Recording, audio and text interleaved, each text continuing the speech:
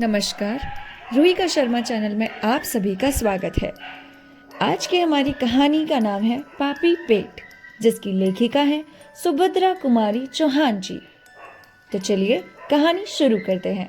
उससे पहले अगर आपको हमारी कहानियाँ पसंद हैं तो आप हमारे चैनल को सब्सक्राइब ज़रूर करें। हमारी कहानियों को लाइक और शेयर करके ज़रूर इनके रिदम्स बढ़ाएं। तो चलिए कहानी शुरू करते हैं। आज सभा में लाठी चार्ज हुआ। प्राय 5,000 निहत्थे और शांत मनुष्यों पर पुलिस के 50 जवान लोहबंद लाठियां लिए हुए टूट पड़े।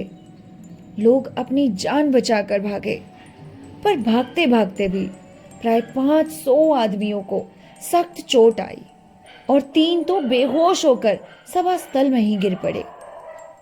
3-4 प्रमुख व्यक्ति गिरफ्तार करके जेल भेज दिए गए। पुलिस ने झंडे के विशाल खंभे को काटकर गिरा दिया और वहां आग लगा दी। तिरंगा झंडा फाड़कर पैरों तले रौंद डाला गया। सबके हृदय में सरकार की सत्ता का आतंक छा गया। प्रकट रूप से विजय पुलिस की ही हुई। उनके सामने सभी लोग भागते हुए नजर आए और यदि किसी ने अपनी जगह पर खड़े रहने का साहस भी किया तो वह लाठियों की मार से धराशायी हो गया। परंतु इस विजय के होते हुए भी उनके चेहरे पर विजय का उल्लास नहीं था, लेकिन ग्लानि ही छाई हुई थी। उनकी चाल में आनंद का हल्का पन्ना था, बल्कि ऐसा मालूम होता था जैसे पैर मन मन भर के हो। हृदय उछल नहीं रहा था, बल्कि एक प्रकार से दबा सा जा रहा था। पुलिस लाइन में पहुंचकर सिपाही लाठी चार्ज की चर्चा करने लगे। सभी को लाठी चार्ज करने, निहत्थे निरपराध व्यक्तियों पर हाथ चलाने का अफसोस हो रहा था। राम खिलावन ने अपनी कोठरी में जाकर अंदर से दरवाजा लगा लिया और लाठी को चूल्हे में जला दिया। उसकी लाठी के वार से एक सुकुमार बालक की झोपड़ी फट गई थी। उसने मन में कहा, बेचारे निहत्थे और निरपराधियों को कुत्तों की तरह लाठी से मारना। राम राम, ये हत्या किसके लिए? पापी पेट के लिए? इस पापी पेट का तो जानवर भी भर लेता है, फिर हम आदमी होकर इतना पाप क्यों करे? इस 20 रुपल्ली के लिए यह कसाईपन? नहीं, अब ना हो सकेगा। जिस परमात्मा ने पेट दिया है वह अन्न भी देगा। लालत है ऐसी नौकरी पर। और दूसरे दिन नौकरी से इस्तीफा देकर अपने देश को चला गया। थानेदार बरकत उल्ला लाठी चार्ज के समय चिल्ला चिल्ला कर हुक्म दे रहे थे, मारो सालों को, आए हैं स्वराज लेने, लगे खूब कस कस के मारो। परंतु अपने क्वार्टर्स में पहुंचते पहुंचते उनका जोश ठंडा पड़ गया। वे जबान के खराब अवश्य थे, पर हृदय के उतने खराब न थे। दरवाजे के अंदर पैर रखते ही उनकी बीवी ने कहा, देखो तो ये गूफर कैसा फूट फूट कर रो रहा है। क्या किया है तुमने आज? बार बार पूछने पर भी यही कहता है, अब्बा ने गोपू को जान से मार डाला। मेरी तो समझ ही नहीं आ रहा क्या हुआ है, कहते क्यों नहीं, बताओ तो। सुनते ही थानेदार साहब का सर थाम कर बैठ गए। गोपाल बहुत सीधा और प्रेमी लड़का था। अब थानेदार का लड़का और गोपाल एक ही कक्षा में पढ़ते थे। दोनों में खूब दोस्ती थी। थानेदार और उनकी बीवी दोनों ही गोपाल को अपने लड़के की तरह प्यार करते थे। थानेदार को बड़ा अफसोस हुआ। बोले, अरे आग लगे ऐसी नौकरी में। गिरानी का जमानत है, वरना मैं तो इस्तीफा देकर चला देता। पर करे तो क्या करे? घर में बीवी बच्चे हैं, बूढ़ी माँ है, इनका जीवन गुजर कैसे हो? नौकरी बुरी है, पर पेट का भी तो सवाल है। आज 60 महावर मिलते हैं, नौकरी छोड़ने पर कोई 20 रुपल्ली को भी ना पूछेगा। पापी पेट के लिए नौकरी तो करनी ही पड़ेगी। पर हाँ, इस हाय हत्या से बचने का एक उपाय है। 3 महीने की मेरी छुट्टी बाकी है। 3 महीने बहुत होते हैं, अब तब तक यह तूफान निकल ही जाएगा। यह सोचकर उसने छुट्टी की दरख्वास्त दूसरे ही दिन दे दी। उधर कोतवाल बख्तावर सिंह का बुरा हाल था। मारे रंज के उनका सर दुखने लगा था। बख्तावर सिंह राजपूत थे। उन्हें टॉड का राजस्थान पड़ा था। राजपूतों की वीरता की फड़काने वाली कहानियां उन्हें याद थी। चित्तौड़ के जौहर, जयमल की फत्ता के आत्म बलिदान और राणा प्रताप की बहादुरी के चित्र उनके दिमाग में रह रहकर चमक उठते थे। सोचते थे मैं समस्त राजपूत जाति की वीरता का वारिस हूं। उनका सदियों का इकट्ठा किया हुआ गौरव मुझे प्राप्त है। मेरे पूर्वजों ने कभी निहत्तों पर शस्त्र नहीं चलाए, किंतु मैंने आज ये क्या कर डाला। ऐसे मारने से तो अच्छा मर जाना है, पर पापी पेट जो न करवावे सो थोड़ा। इसी संकल्प में पकड़कर उन्होंने रात को भोजन भी नहीं किया। आखिर भोजन करते भी तो कैसे। उस घायल बच्चे का रक्त रंजित कोमल शरीर, उसकी सकरुण चीत्कार और उसके हृदय को पिघला देने वाली बेधक दृष्टि का चित्र उनकी आंखों के सामने रह रहकर खिंच जाता था। उसकी याद उनके हृदय के टुकड़े टुकड़े कर देती थी। बस इस प्रकार दुखते हुए हृदय को दबाकर वो कब सो गए कौन जाने। सवेरे उठने पर उन्हें याद आया कि कल ही जो उन्होंने तनख्वाह के 300 रुपए मिले थे, उसे वो कोट की जेब में रख कर सो गए। कहीं किसी से निकाल ना लिए हो, इस ख्याल से झटपट उन्होंने कोट के जेब में हाथ डाला और नोट निकालकर गिनने लगे। एक एक करके गिने। 100-100 के 3 नोट थे। उन पर सम्राट की तस्वीर बनी थी और गवर्नमेंट की तरफ से किसी के हस्ताक्षर पर यह लिखा था कि मैं मांगते ही 100 रुपए देने का वायदा करता हूं। रुक्का इद्दुल तलब प्रोमिसरी नोट मांगते ही 100 रुपए। इसी प्रकार 1, 2, 3, एक ही महीने में 300, एक वर्ष में 3600, 3600, 30 वर्ष में 1,08,000। हर साल तरक्की मिलेगी, फिर 30 साल के बाद पेंशन और ऊपर से। इसी अधेड़ बुन में थे कि इतने ही में टेलीफोन की घंटी बजी। वो चट से टेलीफोन के पास आए और बोले हेलो। उधर से आवाज आई, जीएसपी, और आप कौन? उन्होंने कहा। शहर कोतवाल का अधिकार पूर्ण शब्दों में उनके कानों में गूंज उठा। उधर से फिर आवाज आई, अच्छा तो कोतवाल साहब, आज 11 बजे जेल के भीतर कल के गिरफ्तार शुदा कैदियों का मुकदमा होगा। उसमें आपकी गवाही होगी। आप ठीक 11 बजे जेल पहुंच जाइए। कोतवाल साहब ने कहा, बहुत अच्छा साहब, बहुत अच्छा। अब कोतवाल साहब अपने दफ्तर के काम में लग गए।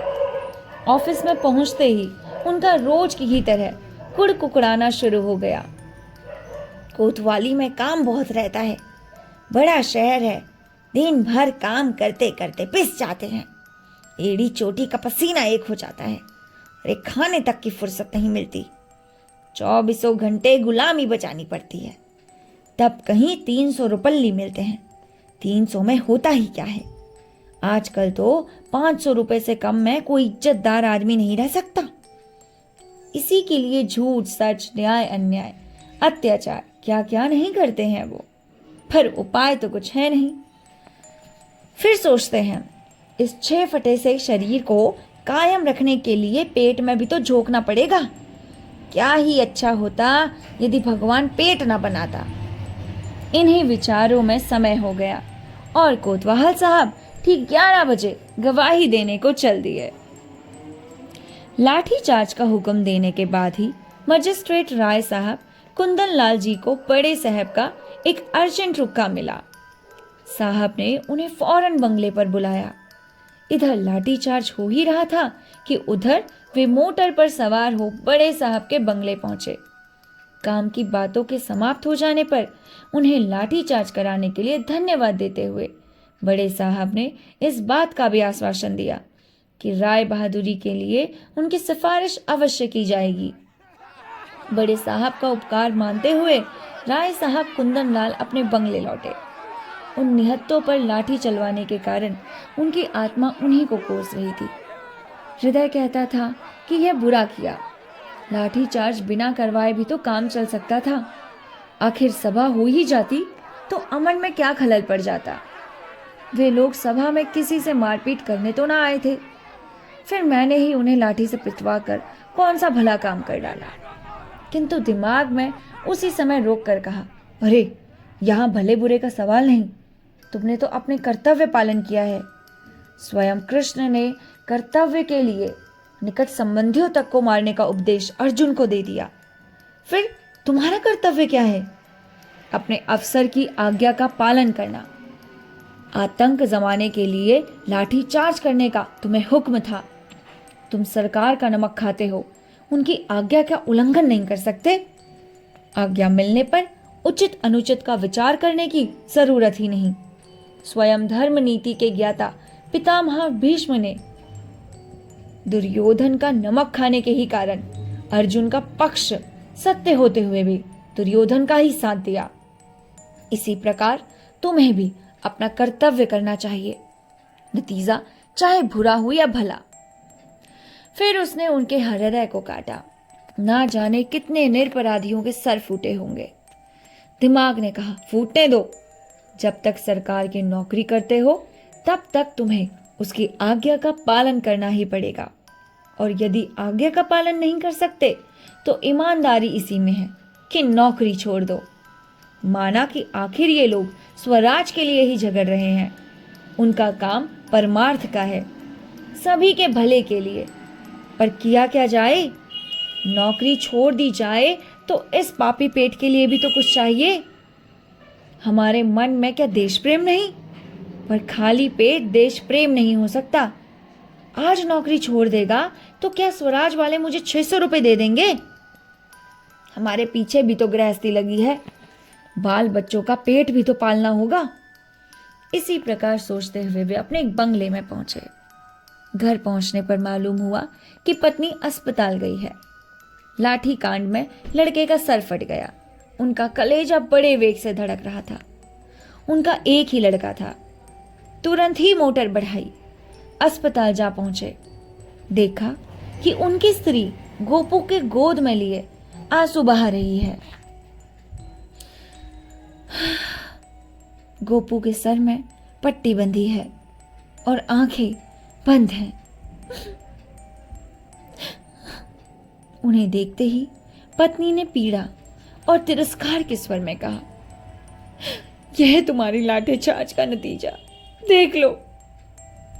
उनका गला रुंध गया और आंसू भी वेग से बह गए। राय साहब कुंदन लाल के मुंह से एक शब्द भी ना निकला। इतने ही में डॉक्टर ने आकर उन्हें सांत्वना देते हुए कहा, कोई खतरे की बात नहीं है, घाव गहरा जरूर है, पर इससे भी गहरे गहरे घाव अच्छे हो जाते हैं, आप चिंता ना कीजिए। राय साहब ने पत्नी से पूछा, आखिर तुमने इसे वहां जाने ही क्यों दिया? पत्नी ने कहा, तो मुझसे पूछ के ही तो वहां गया था ना। रात भर गोपू बेहोश रहा और दूसरे दिन भी बेहोशी दूर ना हुई। दूसरे दिन 11 बजे दिन से जेल में मुकदमा होने वाला था, परंतु न्यायाधीश ठीक समय पर ना पहुंच सके। आज सजा सुनानी थी। मामला था एक 13 साल की बालिका को बेचने के लिए भगा ले जाने का। जुर्म साबित हो चुका था। न्यायाधीश के द्वारा उसे 6 महीने की सख्त कैद सजा सुना दी गई। फैसला सुनाकर न्यायाधीश महाशय जेल गए। कोतवाल और राय साहब कुंदन लाल की गवाही हो जाने पर अभियुक्तों में से 1-2 साल की सख्त कैद और 2000 जुर्माना, दूसरे को 1.5 साल की सख्त कैद और 1500 जुर्माना, तीसरे को 1 साल की सख्त कैद और 500 जुर्माना की सजा दे दी गई। अभियुक्तों ने मुकदमे में किसी प्रकार का भाग नहीं लिया, ना पेशी ही बढ़वाई, इसलिए मुकदमा करीब 1 घंटे में ही समाप्त हो गया। तीनों अभियुक्त प्रतिष्ठित सज्जन थे और राय साहब की जान पहचान के थे। मुकदमा खत्म हो जाने पर राय साहब ने उनसे माफी मांगते हुए कहा, क्षमा करना भाई, इस पापी पेट के कारण लाचार हूं, वरना क्या हमारे दिल में देश प्रेम नहीं? यह कहकर उन्होंने अपनी आत्मा को संतोष दे डाला और जल्दी जल्दी अस्पताल आए। गोपू की हालत और भी खराब हो गई थी। उसकी नाड़ी क्षीण पड़ती जा रही थी। राय साहब के पहुंचने पर उसने पहली ही बार आंखें खोली। उनके मुंह पर हल्की सी मुस्कुराहट आई और गोपू के भी। धीमी आवाज से उसने कहा, वंदे मातरम की ध्वनि निकल नहीं पाई। मां के साथ उसका मुंह खुला ही रह गया और आंखें सदा के लिए बंद हो गई। उसकी माथा चीख मारकर लाश पर गिर पड़ी। राय साहब के शून्य हृदय में बार बार प्रश्न उठ रहा था, यह सब किसके लिए? और मस्तिष्क से प्रतिध्वनि उसका उत्तर दे रही थी, पापी पेट के लिए। ये कहानी यहीं खत्म होती है। इस कहानी में हमने अलग अलग लोगों के बारे में पढ़ा। कुछ लोग जो एकदम निचले दर्जे पर अंग्रेजों के लिए काम करते हैं, उनसे लेकर बड़े दर्जे पर काम करने वाले लोगों तक कोई भी व्यक्ति अपनी जॉब को नहीं छोड़ पा रहा, अपने देश के लिए नहीं लड़ पा रहा, सिर्फ एक कारण से, और वो है पापी पेट। अपने हर एक बुरे काम को सही बताने के लिए पापी पेट का सहारा लिया जा रहा है। यह कहानी आपको कैसी लगी हमें लिखकर ज़रूर बताएं।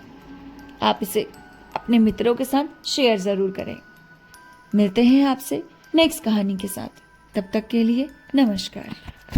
अपना ख्याल रखिएगा।